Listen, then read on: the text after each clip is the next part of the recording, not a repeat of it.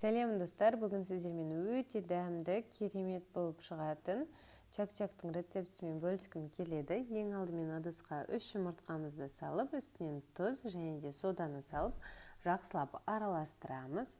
Араластырып болғаннан соң үстінен ұнды аз-аздан сала отыра қамырымызды илейміз. Қамырымызды илеп болғаннан соң қалтаға салып, шамамен 10 минуттай уақытқа қалдырамыз. Ал енді ұнымызды астынан үстінен сеуіп, қолымызбен осылай басып шығамыз. Одан соң қамырымызды жайып алатын боламыз. Қамыр бізде қатты қалың емес, жұқа емес, орташа болуы керек, шамамен 2 мм болады. Міне қамыр дайын. Енді мантыны кескендей етіп, осылай қамырымызды кесіп шығамыз. Арасынан осылай 3 саусақтан қалдырамыз және де бірінің үстіне қойып, барлығын бірдей етіп кесеміз. Міне біздің қамырымыз дайын болды. Міне көріп тұрғандарыңызда барлығы бірдей болып кесілді.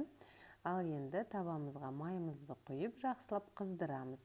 Чак-чагымызды аз-аздан салып, екі бетімен осылай араластыра отыра қызарғанша қуырып аламыз. Ал енді сиропты дайындаймыз. Ол үшін бізге ыдысымызға суды құйып алып, үстінен қантты салу қажет болады. Қантымызды кішкене ерітіп, үстінен лимон шырынын осылай құямыз. Жарты лимонның шырыны. Қалған лимонды да ішіне салып жібереміз және де қайнатамыз. Қайнағаннан соң баяу отқа қойып, шамамен 5 минуттай осылай қайнатып аламыз.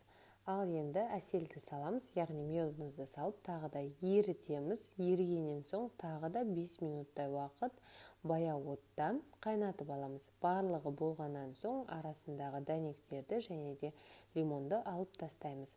Ал енді пісіп дайын болған чак-чактың үстінен осылай ыстықтай сиропымызды құйып, жақсылап барлық жеріне жеткізіп араластырып аламыз. Керекті ыдысымызды алып, чак-чагымызды салып шығамыз. Барлығын салып болғаннан соң қолымызды салқын суға батырып, екі жанынан басып формасын, яғни пішінін келтіреміз. Міне біздің чак-чагымыз уже дайын болды. Енді тоңазытқышқа шамамен жарты сағат, 1 сағаттай салып қоямыз. Міндетті түрде жасап көріңіз, өте дәмді болып шығады. Ас болсын. Видео рецепт ұнаса, каналыма тіркеліп кетіңіз.